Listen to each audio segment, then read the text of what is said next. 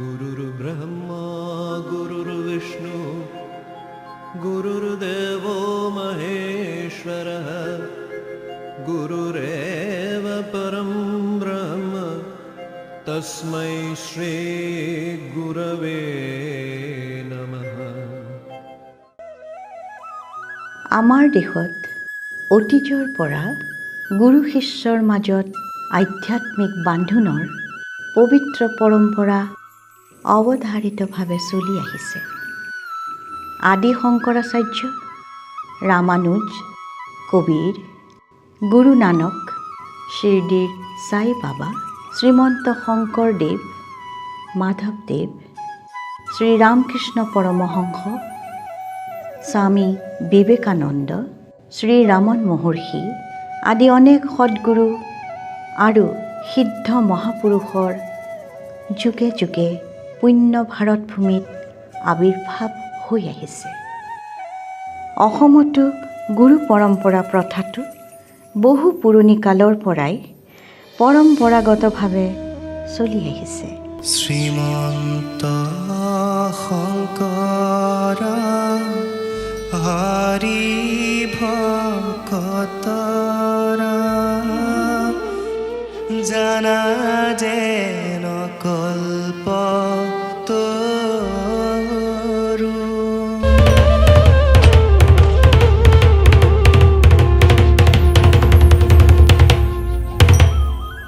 পৰম ব্ৰহ্ম পৰমেশ্বৰৰ আকাৰ ৰূপ বুলি জ্ঞান কৰি এই আধ্যাত্মিক গুৰুসৱৰ চৰণত আমি প্ৰণিপাত কৰোঁ।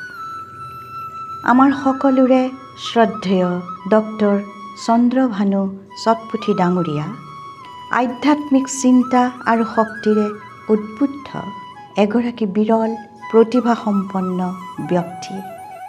আধ্যাত্মিক পথত অগ্ৰসৰ হ'ব খোজাসকলৰ বাবে তেওঁ এগৰাকী অগ্ৰণী পথ প্ৰদৰ্শক।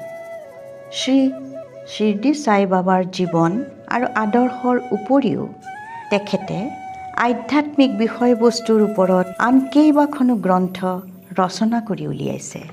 তাৰ ভিতৰত 8টা খণ্ডত মূল উৰিয়া ভাষাত ৰচনা কৰা শ্ৰী গুৰু ভাগৱত অন্যতম। এই গ্ৰন্থখনত তেওঁ গুৰু শিষ্যৰ পৰম্পৰা, তেওঁলোকৰ আধ্যাত্মিক বান্ধোন, প্ৰকৃত গুৰু আৰু শিষ্যৰ লক্ষণ, সৃষ্টি ৰহস্য, গুৰু সাধনা, গুৰু তত্ত্ব, কৰ্মফল, মৃত্যুবিদ্যা, কালচক্ৰ, আত্মোপলব্ধি আৰু গুৰু মাহাত্ম্য আদি অনেক আধ্যাত্মিক বিষয়ৰ ওপৰত আলোকপাত কৰিছে। তেখেতে শ্ৰী গুৰু ভাগৱত নৱাক্ষৰী অৰ্থাৎ প্ৰত্যেকটো শ্লোক 9টা আখৰেৰে সজ্জিত কৰি 8টা খণ্ডত 34,000 বাক্যত 2001 চনতে লিপিবদ্ধ কৰি উলিয়াইছে। মূলতঃ উৰিয়া ভাষাত ৰচিত এই মহান গ্ৰন্থখন ইতিমধ্যে ইংৰাজী, হিন্দী ভাষাৰ লগতে ভাৰতীয় বিভিন্ন প্ৰাদেশিক ভাষালৈ অনুবাদ কৰা হৈছে।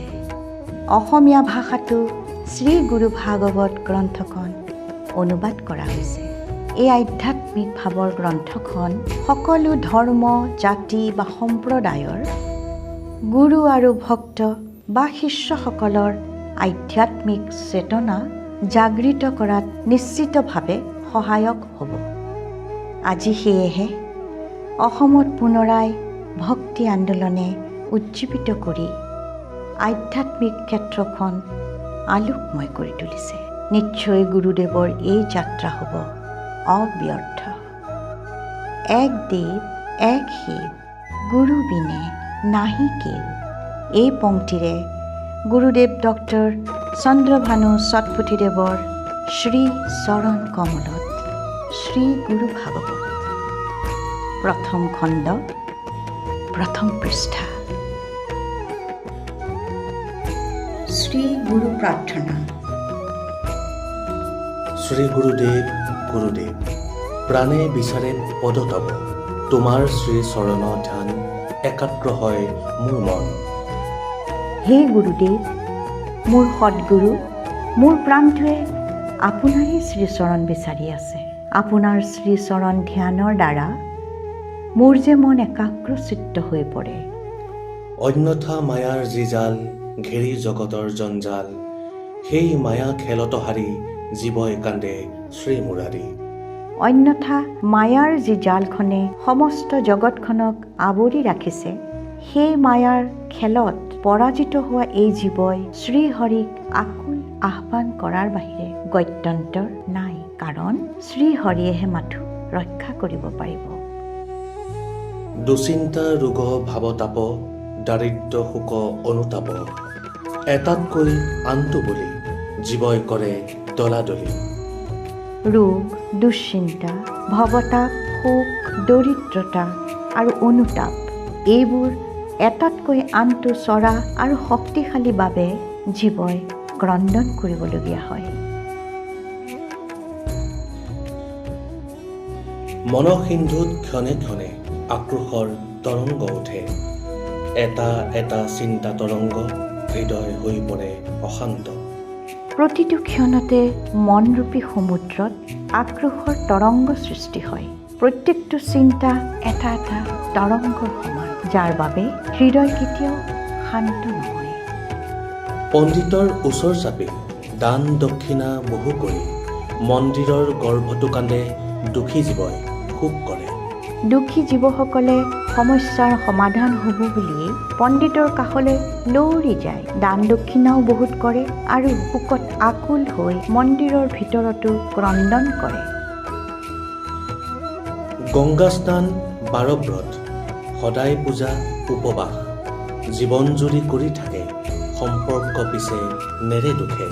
তেওঁলোকে গংগা নদীৰ স্নান, 12টা ব্ৰত, বিধিমতে পূজা উপবাস আদি জীৱনটোত সদায় কৰি থাকে যদিও দুখে তেওঁলোকক এৰা নিদিয়ে।